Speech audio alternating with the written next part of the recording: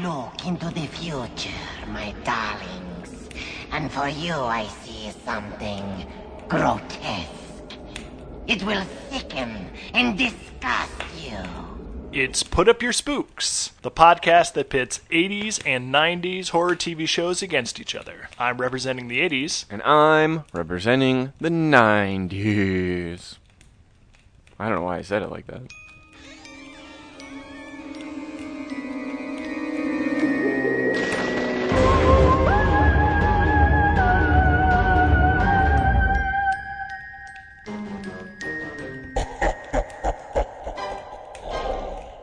Today's theme, fortune-telling. This episode of Tales from the Crypt is called Dead Right, and it stars Demi Moore as Kathy Finch.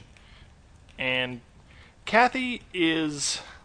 Well, first I should say, this all takes place in the late 1940s, early 1950s. Did you watch it on your Apple Watch or something? I watched it in a very tiny screen in the corner of my computer while working, which was a little risky because there's a lot of TNA in this episode. There was a lot of TNA. So yes, A, risky, and B, you missed out. Oh, I was like, oh, it's an automat. How quirky. I didn't know they still had those in New York. Wow, so many classic cars. I'm not sure it has any bearing on the story whatsoever. Except that maybe people placed more emphasis on fortune-telling being a true... But Kathy Finch is sort of down on her luck working girl. Working girl meaning secretary, kind of salaried employee. I think they call her a working girl. They literally call her a working girl. And I was like, oh, she's a prostitute? What? And it's like, no, she's a secretary. I'm like, okay, I'm confused. But Kathy Finch is, you could describe her as money hungry or as a gold digger. But they also established that she's never had money, and she works all these dead-end jobs where she's not treated very well and not appreciated. So, you know, it's not too unsympathetic that Kathy wants money. So she goes to a fortune teller on the advice of a friend, and the fortune teller who tells her that she will lose her job soon, but then get a new one. And Kathy's like, oh, nuts to that. Criminy. So she, dispenses a couple bon mots of 50s wisdom, and then she goes back to her job. And as soon as she gets back, she gets fired. And then she's walking down the street, and some guy from a adult entertainment club is firing one lady, and he offers her a job on the spot.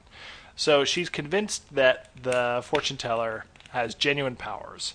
So she goes back to the fortune teller, and the fortune teller says, soon you will marry. This person will inherit a lot of money before they die violently. And Kathy Finch is really into this prophecy because she says her whole life she's never had any money, and she's always wanted to marry rich, and she's never had the opportunity. So she goes back to the strip club where she now works as a waitress. And really the only reason that she's working at a strip club is because every 7 minutes they just hard cut to the stage where some topless woman is dancing. We never meet these strippers. They don't have any lines. They have no impact on the plot. It could have been a nightclub. It probably was a nightclub in the original story. But being HBO, being Tales from the Crypt, it's just, they just got to put the tits in. So the boss tells her that this particular customer that's always there, this really kind of big, gross guy, he's like a whale, so to speak. He's a real high-end customer that everyone wants to, give good customer service to. And he kind of fits the description of the large man who Demi Moore was going to marry, who would inherit a lot of money and then die violently. And the guy they're talking about is Jeffrey Tambor in heavy makeup, like prosthetic nose, prosthetic chin, prosthetic double chin, prosthetic quadruple chin, prosthetic jowls, prosthetic belly, prosthetic bald full spot. fat suit to a monstrous degree, like To inhuman. a monstrous, like a Jabba the Hutt degree, all on top of Jeffrey Tambor, It was pretty gross already. I hate to say it, is Yeah, he maybe deserves it now. not cast for his looks.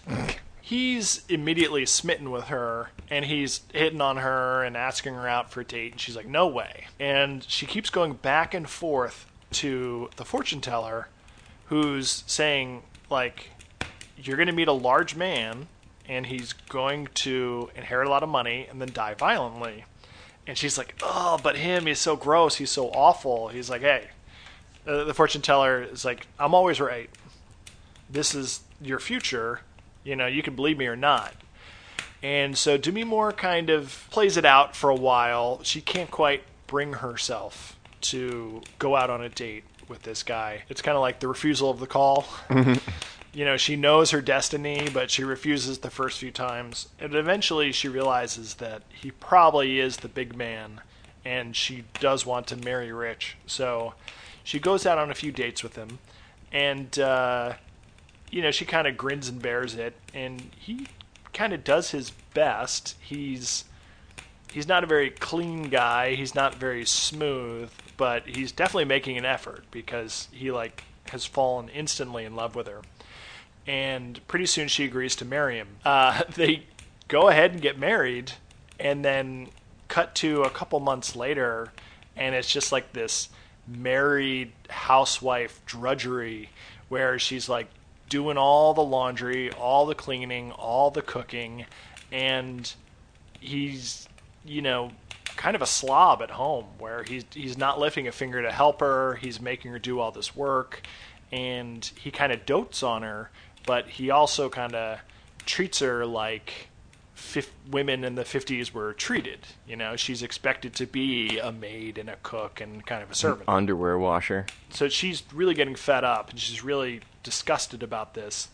And she knows that he has this rich uncle that owns this giant factory. And she's like, let's talk about this uncle of yours. You know, is he old? Is he sick? Is he going to die? And he's like, well, why do I care? I never talked to this uncle anyway. She's like, well, are you going to, you know, ever see this uncle? When do I get to meet this rich, loaded uncle? And he's like, oh, well, he lives across the country with his family. And Demi Moore freaks out. She's like, wait, he has a family, so you're not going to inherit the money? He's like, no. What made you think that? And she's just furious, and she feels like an idiot. So she leaves and goes to the store, and while she's at the grocery store, she is surrounded by reporters and some guys that work at the store, and she's the 1 millionth customer, and so they give her $1 million. Now, maybe the reason this is in the 1950s is so that $1 million is like an absurd amount of money. And so the next time we see her, she's back at home. She's now in like a fabulous satin outfit, and she literally has like wads of cash like coming out of her purse, and she's like clutching dollar bills in her hand, and she's so happy to like dump this guy that she married. She's really just saying all the horrible stuff that she's been neglecting saying, and he just comes out of nowhere for him because he thought it was true love. Much like all of us. Yes. And so she tells him that she's leaving because she has the money and she never loved him. Jeffrey Tambor grabs a knife and stops her from leaving, and he's threatening with the knife, and he's like, if I can't have you, no one will. And so Demi Moore changes her tune real quick, and she's begging for her life, and then he brutally murders her. What up until now had been a sort of wry 1950s-esque almost screwball comedy with kind of dance numbers, and a lot of like 50s style tight patter, devolves into this horrific extended blood spurting, brutal stabbing, and Jeffrey Tambor just loses his shit. He at some point he's stabbing her, and he's just going, ah,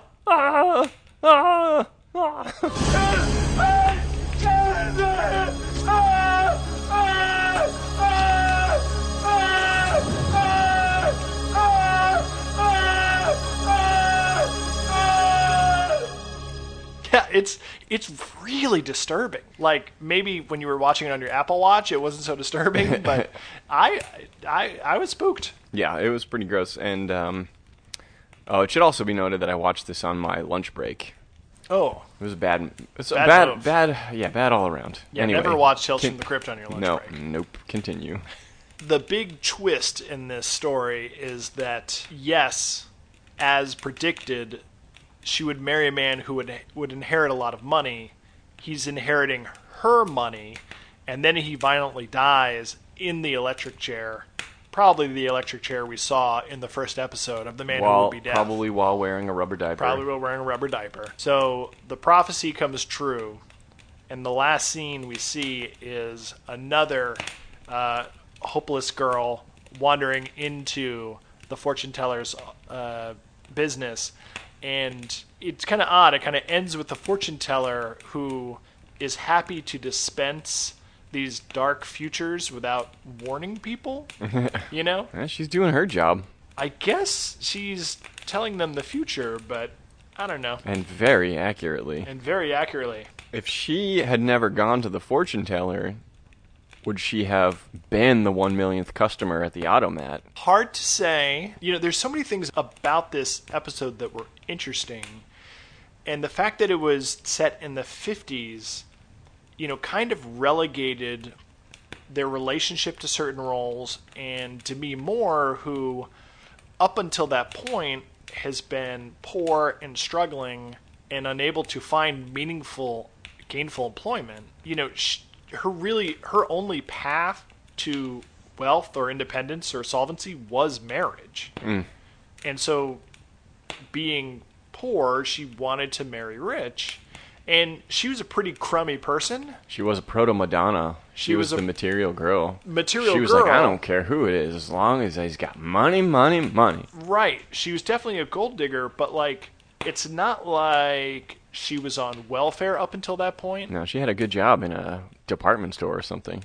She worked in an office as a secretary, and then she was willing to wait tables. Like, she worked. She's working for a living, She's and a working. working for a living. She was a working girl. She was taking what they were given.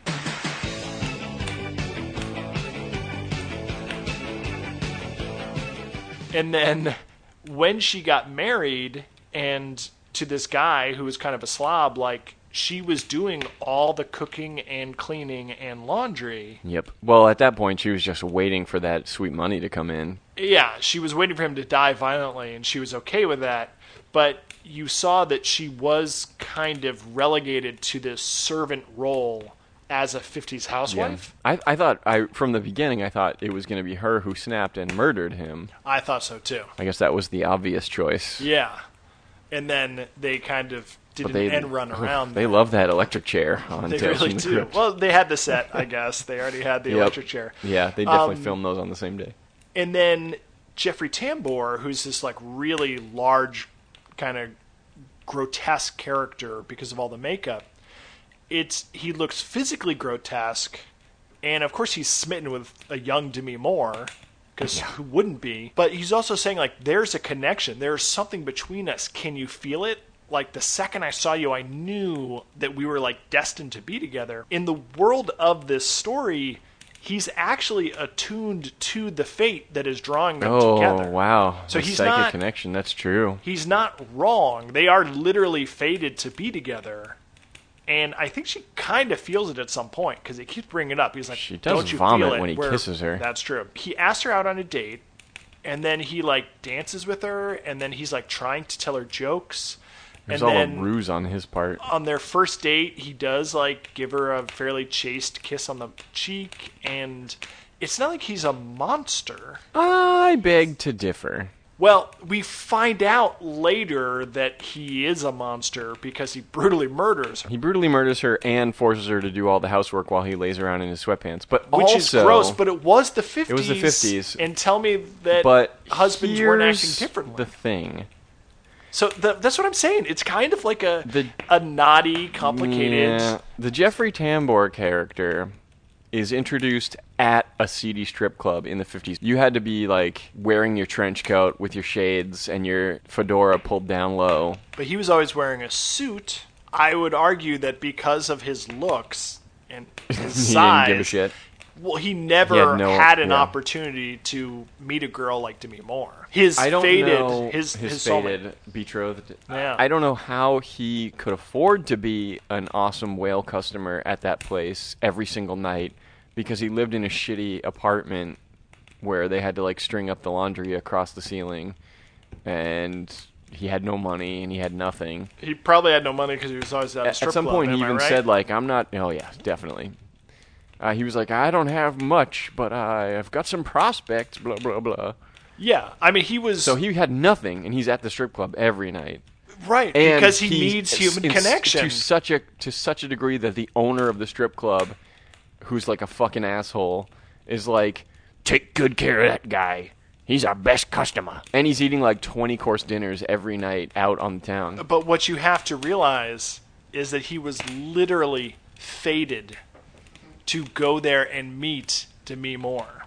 I suppose. So no the fortune choice. teller is that good at manipulating scenarios. You could see the fortune teller with her dog, like, you know, Trotsky, like brushing the first like $1 million customer away, and then getting Demi Moore in there. This was a very interesting, stylized episode, as most episodes of Tales from the Crypt are, not only from the 50s setting and the cars, the costumes, the hair, the patter, but also there was a Dutch angle.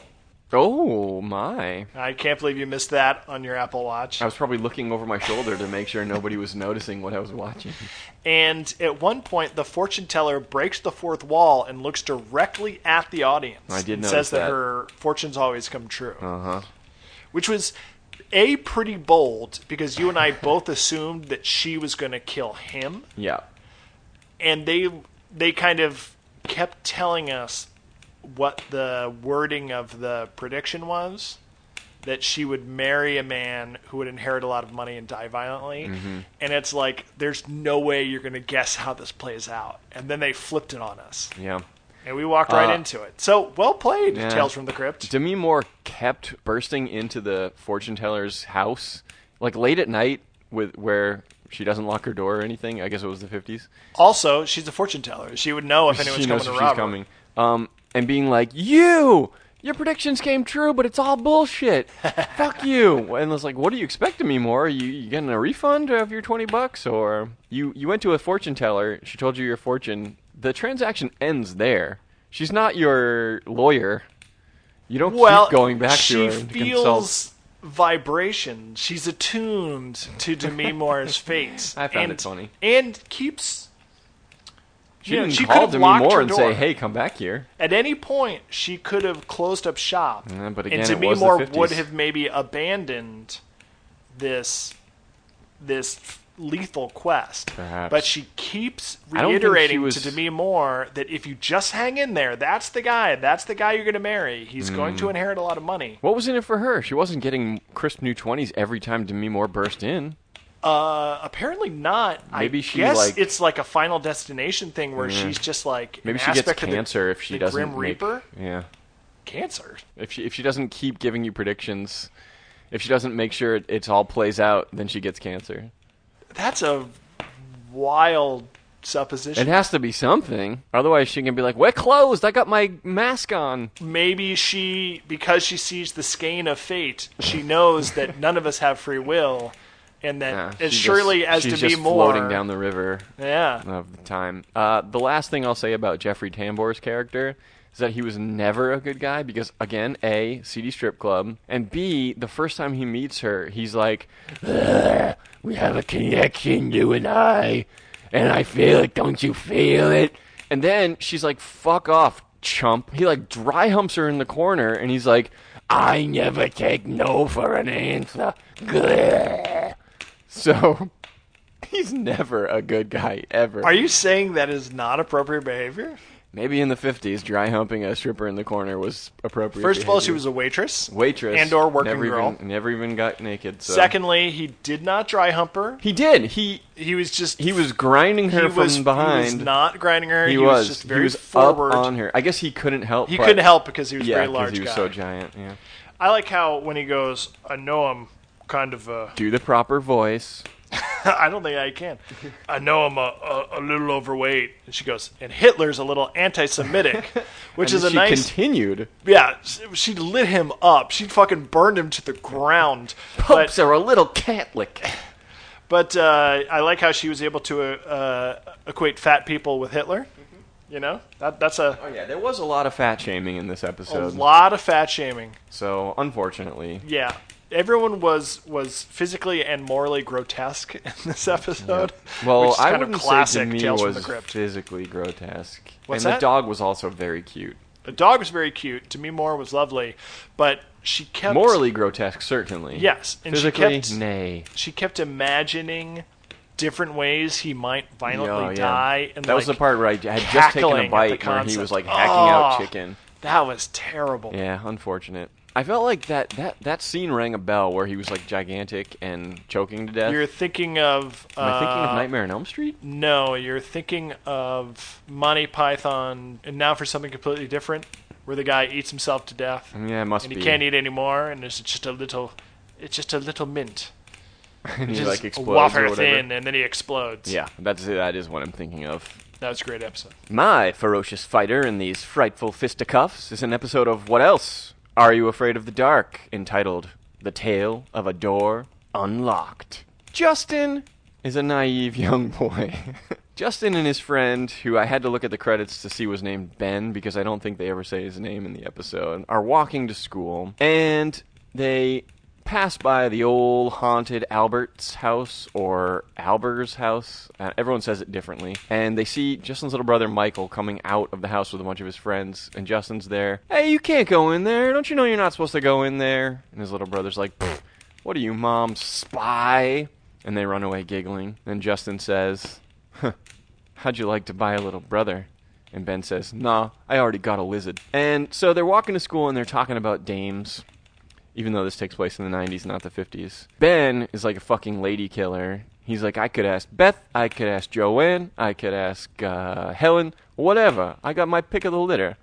And Justin's like, man, I wish I had your brass cojones.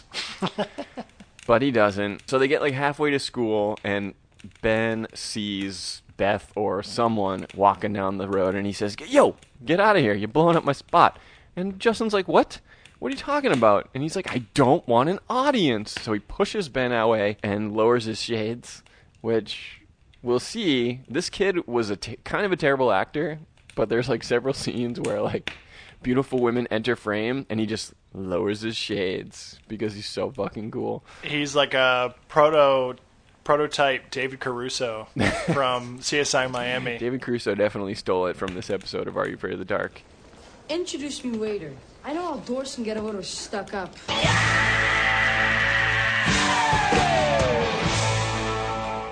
Justin gets shoved away, and he goes into a shop, and he looks out the window, and he sees Ben lowering his shades and making time with this cute little girl who's walked up. And Justin says, oh, I wish I could do that. So from the back room comes a voice.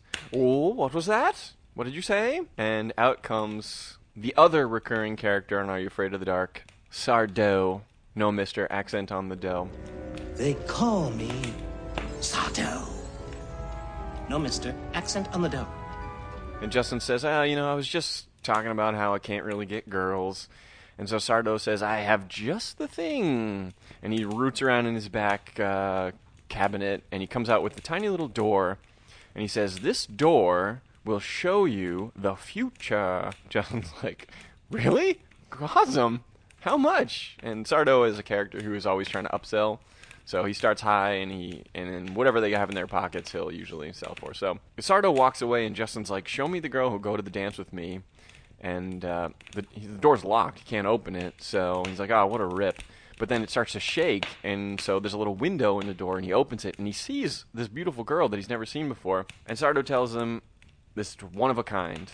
So Justin buys the door, leaves. Sardo immediately puts a second door in the window. So the next day, Justin is like, Ben, you got to check out this door. This is incredible. It shows the future for real. It doesn't work. Ben doesn't see anything, and he's like, well, great. Have fun with your little door. I'm peacing out. I got some ass to crush or whatever.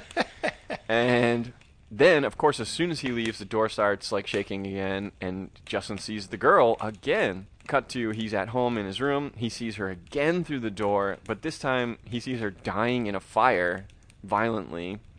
And he's like, whoa, this is not so good. I got to figure something out. So he goes back to Sardo's, and he can't get the door to work for Sardo either.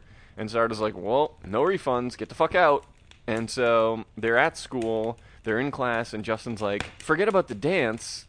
There's a girl who's going to die in a fire. I got to save her. I don't even know who she is. And suddenly the teacher goes, we have a new student today. And in walks the girl that he's been seeing through the door. This beautiful girl. And Justin's like, whoa, holy shit, it's her. So he is following her like a weirdo because he needs to see where she's going. And he like whams his head into a locker. And she comes over and she's like, oh, are you okay? And he's like, hey, so how are you with fires? And is your dad a fireman? And she's like, no. And then Justin's little brother comes over and he's like, oh, I thought you couldn't talk to girls. Who's the babe? And like some other little redheaded kid comes over and is like, that's not a babe, it's my sister. And so everyone's embarrassed and blah, blah, blah. And then they talked about fires some more, but she's got to go. Her name's Ashley, by the way. Then they go to lunch. And Ben, of course, is just fixated on the dance. He's like, you got to ask a girl to dance. And he's like, I can't, be thinking about dances. There's this fire, and it's going to happen. And right when he's talking about fires, Ashley's walking behind him, and she's like, what's with you, you creep? What's with you and fires? And he's like, haha, it's just a hobby of mine, which probably not helping his case. So anyway, she walks away, goes back to some friends that she's made, even though she's been there for one day. And they go, Ashley, we got a welcome gift for you. And they take out a tiny little piece of carrot cake with about 10 zillion blazing candles in it. And Justin freaks out, and he's like, oh, no!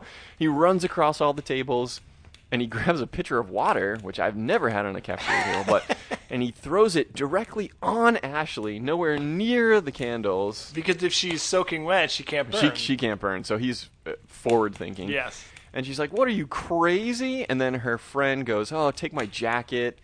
And it's a Letterman jacket that she's been wearing in all the door visions. And he's like, no, you can't wear that. You're going to burn. He is inexorably moving towards the dark future where she burns alive. Yeah, destiny. And so they're like, get away from us, you pyromaniac crazy person. And I got to say, what's kind of nice at this point is that at no point is this kid really concerned about the dance. No. Or love or romance. He's just like, oh my God, there's a girl in trouble. All I can think about is saving this girl that I see visions of her burning alive. But knowing Shy Boy's that age, he's also in love with her. Oh, yeah. Without having met her yet. So even after she burns, oh, yes. It goes without saying. So she's soaking wet. Everyone's like laughing at him. Ben drags him away. No, don't you worry. Bed rest and warm milk, he'll be just fine. And Justin goes, no, you can't put on that jacket or you're gonna die. I saw it through my little door. Ashley, you're in danger if you wear that. Don't put it on. I saw it through my little door. And this is an episode that I didn't remember that well, but when we saw it, my sister and I thought that was the funniest fucking thing, and we quoted it for years afterwards. I saw it through my little door. It's just the way he says it. Yeah. It's like so nonchalant. Yeah, he delivered it as though he were tapping the brakes and he was about to say something else. And then he just went and said the thing that he didn't want to say, which is pretty funny. Justin's little brother Michael is friends with Ashley's little brother Brad, but they have this initiation they do with all their new friends, which is they take them inside the Albert's house, which is all broken down and derelict. And reputedly haunted. Reputedly haunted by old man Alberts. And so they go in there, they scare the crap out of Brad.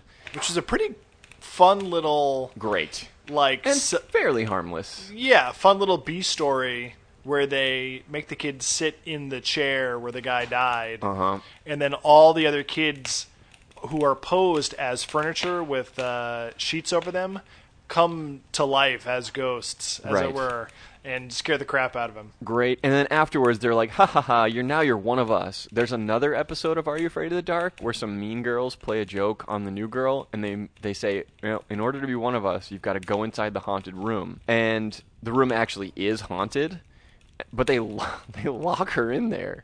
So she's in there with a ghost, and she's like, oh, God, let me out. She's like going insane, and they just leave. So it's a lot meaner. That's how teen girls are. Yeah, that's the difference between teen But girls I gotta and say, girls.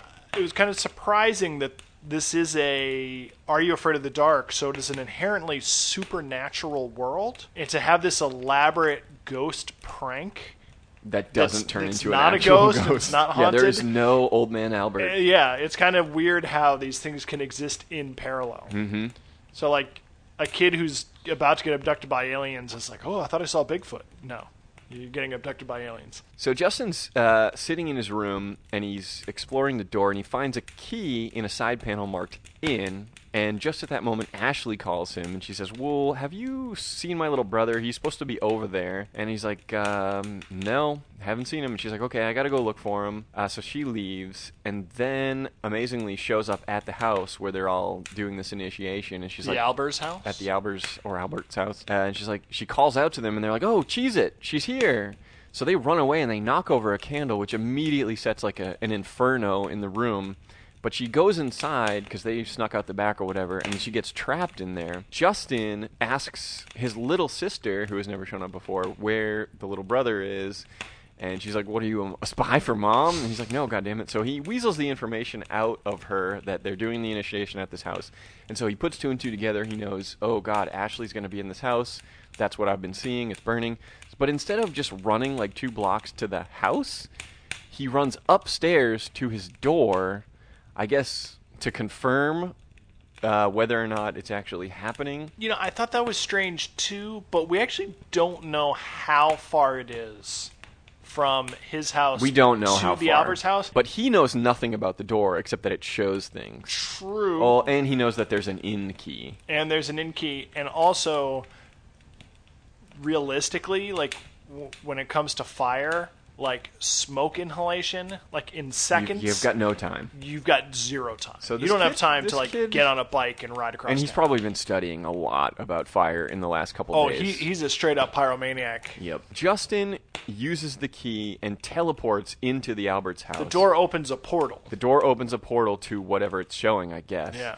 And he saves her. He pulls her out of the way of the falling beam, but they're both trapped in there. So they jump down the laundry chute, which has clean, nice laundry at the bottom. Even Well, it's though all the sheets that the kids are it's like are, colorful are laundry. spooking So and there doing might pranks. be an Old Man Albert ghost who's like doing his laundry. Yeah, stands to reason. That's the sequel. But they're trapped down there. The doors are locked.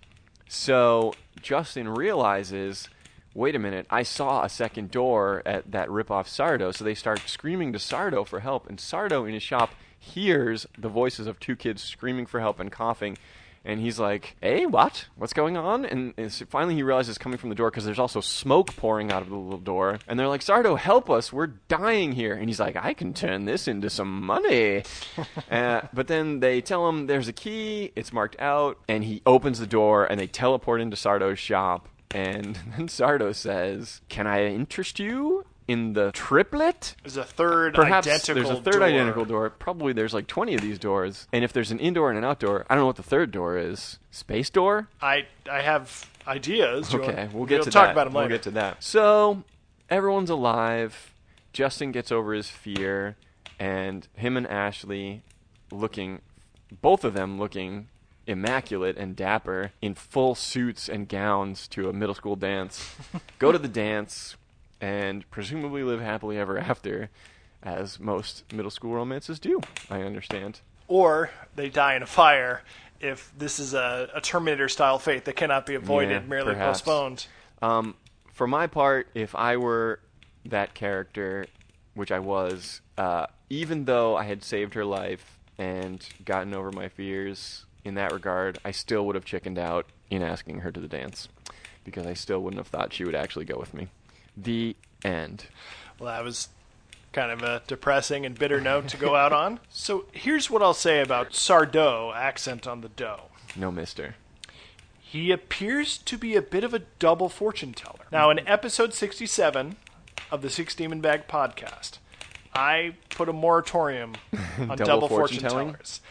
And what I mean by double fortune teller is he's a magic man with magic artifacts who knows all sorts of stuff that defies the laws of physics, but he's also a huckster who he doesn't really know or believe in what he's talking about. Not at all. So he doesn't know how the doors work or why they work, and he's constantly surprised by what's happening, but none of it really bumps him. So here's the crazy thing, and I did note this. Yes. In every other episode in which Sardo appears, the wayward young child wanders into his shop, and they have a problem. I don't have any friends. I don't have any money. Whatever. Blah blah blah. He grabs a random item off his shelf, and he says, "This is a magic whatever you need thing, and it'll do exactly what you're talking about, exactly the way I say." And then it never does. It is a magic item, but it does something completely different than what he's saying. This is the only episode in which he exactly spells out what the door does, and he's exactly right. But he still seems to be fumbling and guessing. He's totally guessing. So my question to you, is this like a Needful Things scenario? Is this like a Uncle Lewis's Shop of Cursed Items from Friday the 13th, the series, where everything in the shop is magical? Well, I can't answer you that, but I can say that he always gets his items from less than reputable sources. He's always like getting it from a wanderer or like stealing it from somebody. From like the Bone Demon from Hellraiser? All of his items are totally magical, but he doesn't, like you said, believe it. And I don't know why they decided in this episode to have him spell out exactly how it works and be correct, because they never ever did it in any of the other episodes. I mean, he didn't really spell it out. He's like, this door will help. Yeah, it shows you the future. It shows you exactly what you want to see. But he didn't know about the teleporting. He didn't know about the two-way system. Yeah. I was thinking, if the first two doors offer prognostication and teleportation to and from that moment, the third door would maybe go into an alternate reality, or maybe it would be like time travel. You go back before that moment. Mm-hmm. So like you could see that future and then avoid that future, or you could go to a world where things turned out differently. Yeah, or you could go into Cool World. Who knows? And at this point, I don't know if that song I was mimicking is from the movie Cool World with Brad Pitt. I think it's from Ninja Turtles. Or I think it was from the teenagers from Planet X, from Dimension X. It's when the neutrinos come out. The neutrinos. All right. Still works, though. All right, roll the clip. So, what's the plan, man? Let's keep on cruising and moving, Cal. Hey, dig that seed! I can picture the neutrinos blazing around Cool World. They're those kind of characters. Man, the neutrinos were so cool. They were too cool for school. Which reminds me, Ben, the character's friend, his only personality was that he wore sunglasses. And had a lizard, apparently. Although I had to listen to that line twice. At the moment when the teacher introduces Ashley and she walks into the school, or into the classroom, you see Ben out of focus in the background slowly lower his shades. It's so awesome. Yeah! Because that was like a pure character moment from an otherwise kind of shoddy actor. There was so much terrible child acting in that episode. And it was a fine episode. I enjoyed it, but I did take note that unlike the other episodes of Are You Afraid of the Dark we've seen, almost universally, every child in that episode was garbage. Well, get ready for a lot more in your future. Fantastic. I can't wait. Justin's little brother was alternately the best and worst. There was like one line he said where he was like, "Excuse me." Oh, well, excuse me. And I was like, and then every other thing he said was like wooden and terrible. Are You Afraid of the Dark? Tale of the Door Unlocked. Scare factor. Scare factor low, unless you have experience with fire. In which case, you're going to have a lot of repressed memories coming to the fore. Oh, which reminds me, when she's trapped in the burning building and the kid just shows up there, magically, I'm surprised she didn't attack him. Because up until that whole point, he'd been kind of forecasting, foreshadowing the idea that he was like a pyromaniac or who was obsessed with her burning alive. Like, how did she not think that he was the one that trapped her in that burning building? At least ask him about it. Yeah. Oh, because on the phone just earlier they had said, "Hey, maybe we can start over," and she went for it. She was very, very forgiving. Yep. I thought it was funny when it was her first day, her first 10 minutes in school, and immediately boys were just like running at her. And I remember that was always the case. Whenever a new girl came to school, it was basically like a knife fight.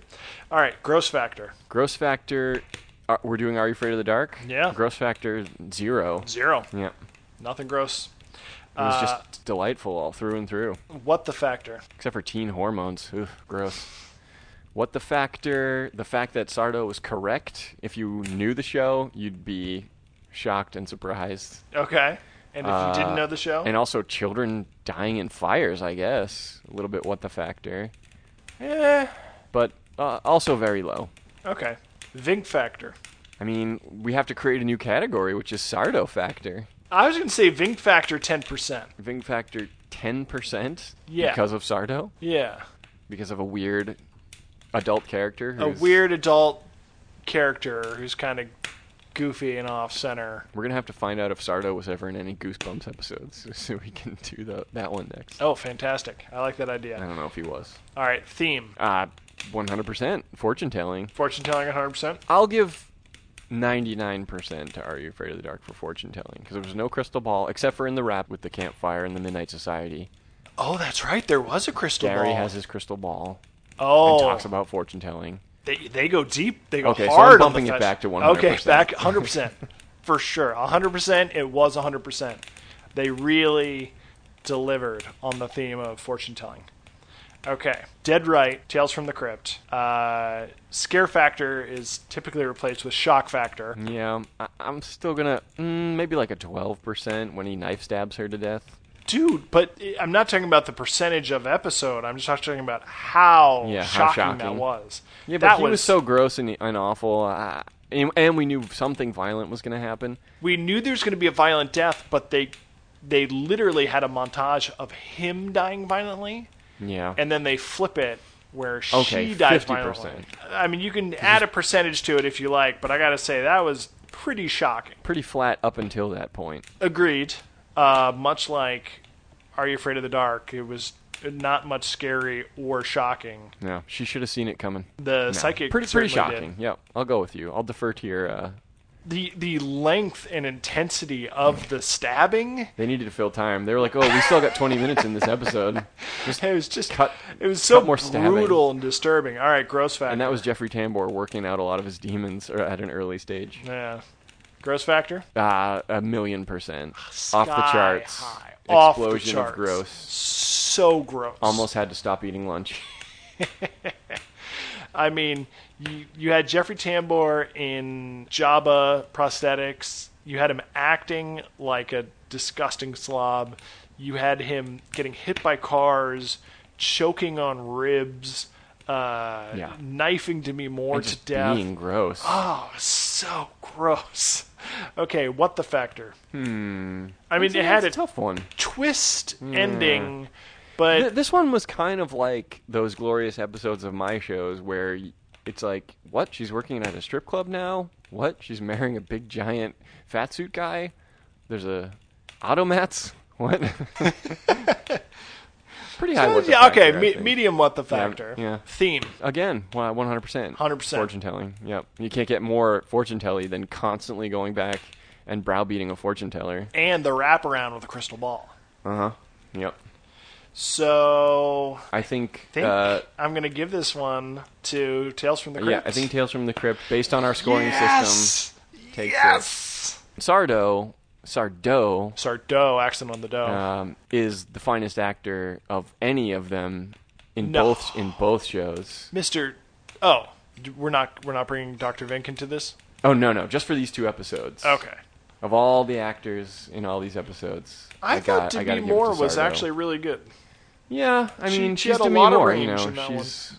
She's a superstar. She's a superstar, or was. I don't know if she still is, but Sardo, I mean, Christ. He's given it the full Vink, for sure. He's given it his 150%. He never really gets a chance to Vink out. Yeah, but he Sardo's out. Fair enough. Special thanks to Johnathan Olson for composing our theme music. You can email him at stepwisestudios to get your own electronic and synth pop songs. So, Jeff, shall we consult the Magic 8 Ball? There's a question I have been wanting to divine the future. All right, ask your question, sir. All right, Magic 8 Ball. Will Put Up Your Spooks become a huge runaway success? It's spooky. Rerun for your life!